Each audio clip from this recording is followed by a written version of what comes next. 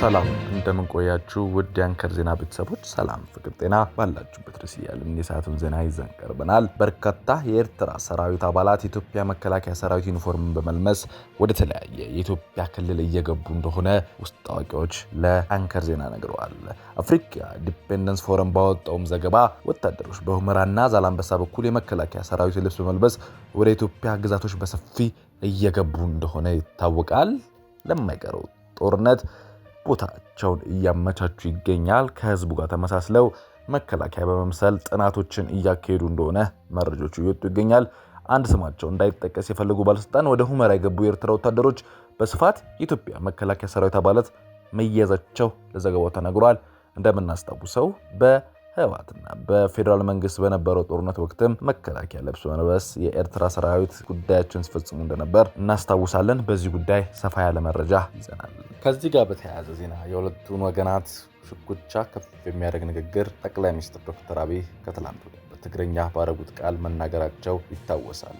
ኤርትራ ሻዕቢያን ባዶ አድርጓታል ሲልም ተናግረዋል። ጠቅላይ ሚኒስትር አብይ አህመድ በትግርኛ ወቅት በጉዳይ ላይ ባስተላለፉት ወቅት ጠቅላይ ሚኒስትሩ ሻዕቢያ ስርዓት በሰላምና በስልጣን ሽግግር በልማት እንደማያምን ከኢሳያስ አፈወርቂ ጋር በነበራቸው ግንኙነት መረዳቸውን ተናግረዋል። ኤርትራ ምድረ በዳ ያደረጋት ኢሳያስ አፈወርቂ ነው፣ ልጆቹንና የልጆቹን ጭራሽ አያምንም በሚል ከበድ ያለ አስተያየት ሰጥተዋል። ከዚህ አስተያየት መልስ በኤርትራ ወገን ምን ምላሽ ሰጠ? በሰፊ ይዘነዋል። ከኢራንና ከእስራኤል ግጭት ጋር በተያያዘ ትላንት ሶስተኛ ባላስቲክ ሚሳኤል ጥቃት ሌሊት መፈጸሙን ተዘግቧል። የእስራኤል መከላከያ ሚኒስቴር እንዳስታወቀው የአዲስ የሚሳኤል ጥቃት ተከትሎ በማዕከላዊ እስራኤል በኢየሩሳሌም አካባቢና በተወሰኑ ዌስት ባንክ ክፍሎች ውስጥ የማስጠንቀቂያ ሳይረኖች ሲያቃጭሉ አምሽተዋል። ጥቃቱ ካለፈ በኋላ የእስራኤል ሀገር ውስጥ ግዝ እና ግንባር እዝ ዋና ኃላፊ እንደተናገሩት ከእስራኤላውያን ከቦምብ መጠለያዎች ደህንነቱ በተጠበቀ ሁኔታ መውጣት እንደሚችሉ መመሪያውን አስተላልፏል። በተያያዘም የሀገሪቱ የማገን ዴቪድ አውዶም አምቡላንስ አገልግሎት ባወጣው መግለጫ በዚህ ቅርብ ጊዜ የኢራን ባላስቲክ ሚሳኤል ጥቃት እስካሁን ምንም አይነት የሰው ጉዳት አለመመዝገቡን ተናግረዋል። የተወደዳችሁ የአንከር ዜና ቤተሰቦች መረጃውን እየሰማችሁ አብራችሁን ስላላችሁ እናመሰግናለን። መረጃውን እየሰማችሁ ባላችሁበት ሁኔታ ላይክ፣ ሼር ማድረጋችሁ እንዳትረሱ። ለቻናላችንም እንግዳ ከሆናችሁ ከዩቲዩብ ገጻችንን ሰብስክራይብ በማድረግ ከአንከር ዜና እንድትወዳጁ ጋብዘናል። አሁን በዝርዝር ወደ ያዝናቸው መረጃዎች እናልፋለን። የመንግስት ሰራተኞችን ደሞዝ መክፈል አቃተኝ ሲሉ የትግራይ ክልል ጊዜያዊ አስተዳደር ተናገረ። ጊዜያዊ አስተዳደሩ የካቲት 24 ቀን 2018 ዓ.ም ጽፎ ለመንግስት መስሪያ ቤቶች ባሰራጨው ሰርኩላር ከያዝነው የካቲት ወር 2018 ጀምሮ መንግስት ሰራተኛ የሚከፍል ገንዘብ እንደሌለ አስታውቋል። ጊዜያዊ አስተዳደሩ የመንግስት ሰራተኞች ወርሃዊ ደሞዝ መክፈል ያቆመው ከፌዴራል መንግስቱ በጀት ስላልተለቀቀ መሆኑን እንደ ምክንያት ጠቅሷል። የሰራተኛ ደሞዝ ወርሃዊ ደሞዝ መቼ መክፈል እንደሚጀምር በደብዳቤ ያስታውቃሉ ብሏልም ጊዜያዊ አስተዳደሩ ካለፈው ወርሃ ጥር 2018 ጀምሮ በከፊል የተከፈለው ወርሃዊ ደሞዝ ሰራተኛ ደሞዝ ከያዝነው የካቲት ወር ሙሉ ለሙሉ መከፈል መቆሙን ይፋ አድርጓል። ይህም በትግራይ ያለውን ውጥረት ያባብሷል ተብሏል። በኦሮሚያ ክልል ሆራ ጉድሩ ወለጋ ዞን በሚገኘው አቤን ደንገሮ ወረዳዎች ታጣቂዎች በከፈቱት ተደጋጋሚ ጥቃት ከ7000 በላይ ነዋሪዎች መፈናቀላቸው ተዘግቧል።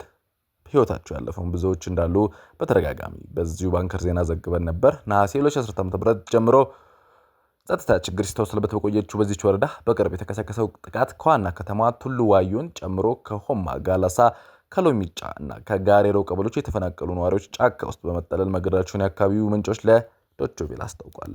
በጥቃቱ ሳቢያ በሰላማዊ ሰዎች፣ በሚሊሻ አባላት፣ በጸረ ሽምቅ ጸጥታ ኃይሎችና ጉዳት የደረሰ ሲሆን በመቶዎች የሚቆጠሩ የቁም እንስሳት መዘረፋቸው እንዲሁም በርካታ መኖሪያ ቤቶች፣ ሱቆችና ኃይሎች መቃጠላቸው ታውቋል። በተለይም ሰኞ ዕለት ከምሽቱ 5 ሰዓት ድረስ በቱሉ ዋዩ ከተማ ተኩስ ልውውጥ እንደነበር ከአካባቢው በመሸሽ ሻቡ ከተማ የገቡ ነዋሪዎችን መስክረዋል። የአቤን ደንገሮ ወረዳ ዋና አስተዳዳሪ አቶ ከተማ ዋቁማ በበኩላቸው በአካባቢው የተከሰተውን የጸጥታ ችግር ለመፍታት የመንግስት ጸጥታ ኃይሎች ወደ ስፍራው መግባታቸውንና አሁን ላይ ሁኔታው እየተረጋ መሆኑን ገልጸዋል። ይሁንና አስተዳዳሪው በጥቃቱ የደረሰው ትክክለኛ ጉዳት መጠን ከመግለጽ ተቆጥበዋል። በተያያዘም ዜና በምስራቅ ወለጋ ዞን ሊሙ ገሊላ ወረዳም ጥቃቶች ባደረሱት ጥቃት ከ20 በላይ መኖሪያ ቤቶች መቃጠላቸውና በሰዎች ላይም ጉዳት መድረሱን ዘግበዋል። በሌላ ዜና ለዓመታት ቴህራን አውራ ጎዳኖች በትራፊክ መብራቶች፣ በደህንነት ምሰሶች ላይ ተሰቅለው የሚታዩ ተራ ካሜራዎች የዘመናዊ ከተማ መገለጫ ብቻ አልነበሩም። አዲስ የወጡ መረጃዎች እንደሚያመለክቱት ከሆነ እነዚህ ካሜራዎች ኢራን ከፍተኛ መሪ የሆኑት አሊ ካሜኒን ኢላማ ያደረገ ሰፋድ የደበቀ የስለላ መረብ አካላትም ነበሩ ተብሏል። የእስራኤል ስለላ ተቋም በኢራን እምብርት ውስጥ በእጅግ የተራቀቀ የደህንነት ዘመቻ ሲያካሄድ መቆየቱ ተገልጧል። በዚህ ዘመቻ እንደ ሚሳኤል ያለ ግዙፍ የጦር መሳሪያ ሳይሆን ጥቅም ላይ የዋሉት የከተማዋ የዳታ ወይ የመረጃ ፍሰቶች ናቸው። ሰርጎ ገቦች ሀከሮች የቴህራንን ሰፊ ትራፊክ ካሜራዎች መረብ በመስበር እያንዳንዱ ምስል በቀጥታ በሺዎች የሚቆጠሩ ኪሎሜትሮችን አቋርጦ ቴልአቪቭ ወደሚገኝ የመረጃ ማዕከላት እንዲተላለፍ ማድረጋቸው ተዘግቧል። የእስራኤል ተንታኞች እነዚህን ካሜራዎች ምስል ለረጅም ጊዜ ሲያጠኑ መቆየታቸው ተነግሯል።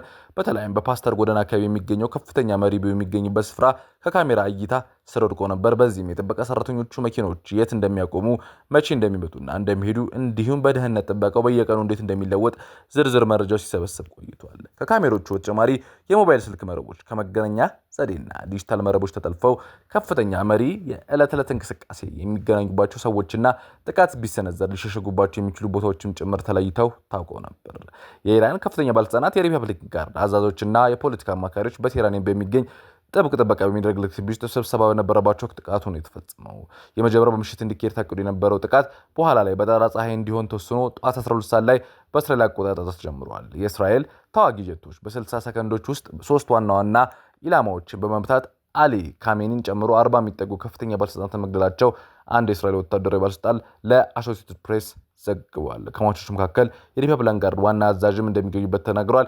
ይህ ጥቃት ከመፈጸሙ ጥቂት ወራት ቀደም ብሎ በመስከረም ወር 2024 ዓ.ም ሞሳድ በሊባኖስ በሄዝቦላ ታጣቂ በፔጀር አማካኝነት ተመሳሳይ ቴክኖሎጂ ጥቃት መፈጸሙ ይታወሳል። አሁንም በኢራን ላይ የተፈጸመው ጥቃት ቀጠናውን ለከፍተኛ ጦርነት ዳርጋቷል። እንደ አሜሪካ ባለስልጣናት መረጃ ከሆነ እስካሁን በኢራን ውስጥ ከ1250 በላይ ኢላማዎች ተመትተዋል። በምላሹ ኢራን በኩዌት ላይ የሚገኙ የአሜሪካ ጦር ሰፈሮችና በፈጸመችው ጥቃት የአሜሪካ ወታደሮች መገደላቸው ተዘግቧል።